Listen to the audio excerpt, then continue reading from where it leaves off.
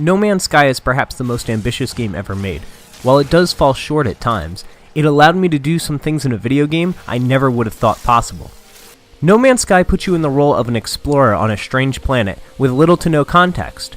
From there, it is a true open universe. You can fly up into the stars seamlessly, discover new planets that would take dozens upon dozens of hours to fully explore, and embark on the game's only concrete mission: journey to the glowing ball that is the center of the universe.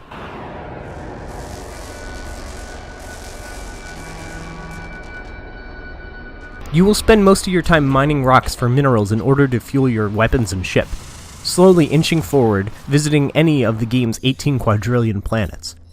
Each planet has its own characteristics, from toxic and deadly to vibrant and full of life.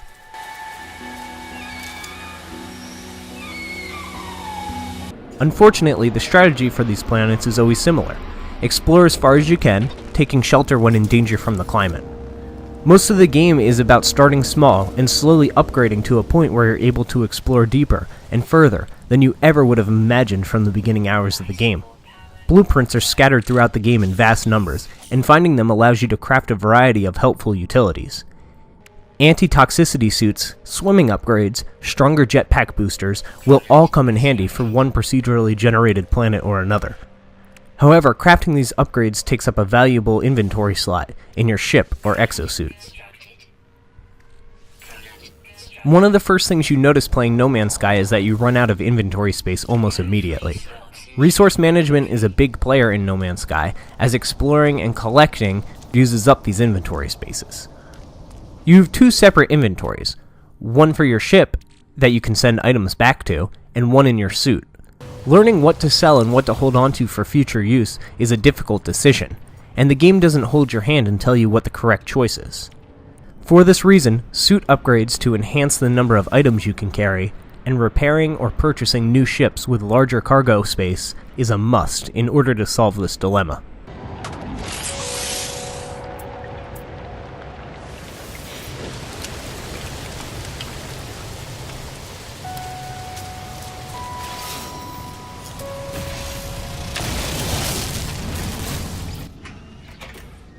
Perhaps the greatest achievement and technical marvel present in No Man's Sky is the ability to seamlessly enter your ship, fly to space, land on any other planet nearby, or use your hyperdrive to reach another solar system entirely.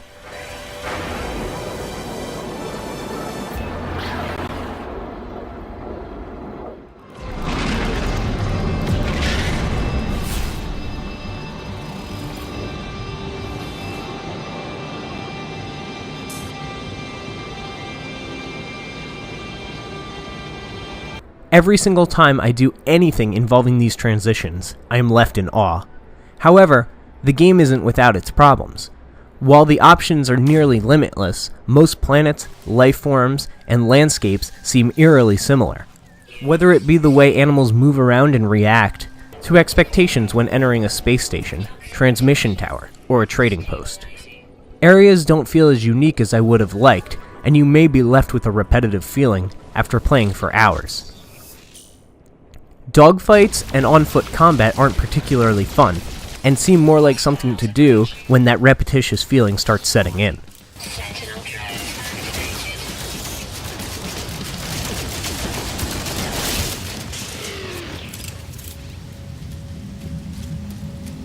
Analyzing plants and animals is neat, though naming and uploading them is a hassle. The controls for No Man's Sky are slightly awkward, but it is something I got used to after the first few hours of play.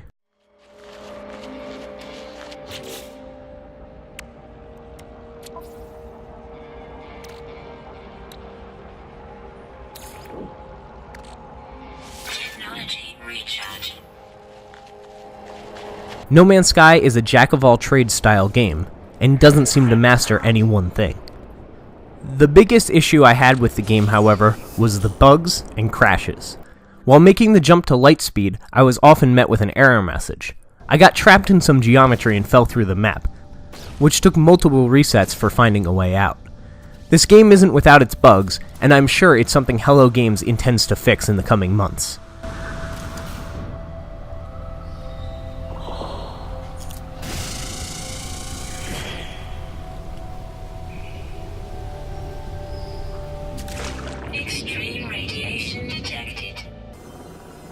No Man's Sky is a story of mystery. I would say it has a story the way a living person has a story. Who we are, what we're doing, and why we're here. These are questions I have asked myself while playing No Man's Sky. The answers to these questions seem out there in the galaxy, and it is up to the player to seek them out. Unfortunately, the set pieces of story and world building are few and far between, and while interesting, the breadcrumbs leading to them may be too spaced out to keep your interest.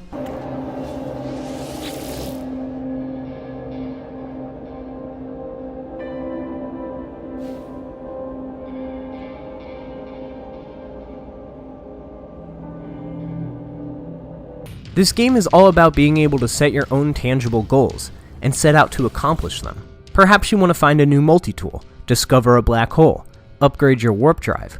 With little guidance, you have to make your own objectives for the game. I would liken it to a tub of Play-Doh. If given to 10 people separately, some may mold it into objects, some may make it into a ball and toss it around. You may see someone flatten it out, but maybe someone isn't interested in coming up with something to do with it at all. With that being said, I can't count the amount of hours I lost to No Man's Sky. Exploring around was addicting, and I found myself saying, just one more stop, or just one more planet, almost every time I got ready to finish a play session. While areas of the game may stall, the hope of finding something amazing on the next planet is real. And when those moments of amazement do happen, I feel like everything in my journey that led up to that moment was worth it.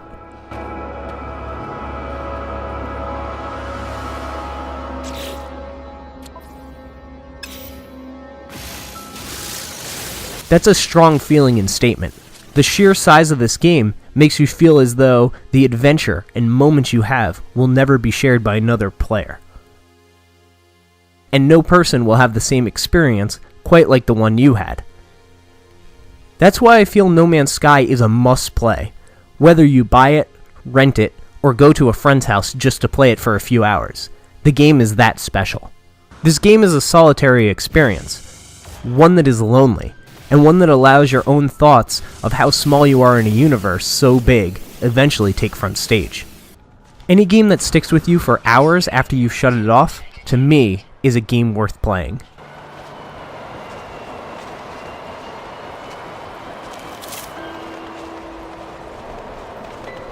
An 8 out of 10.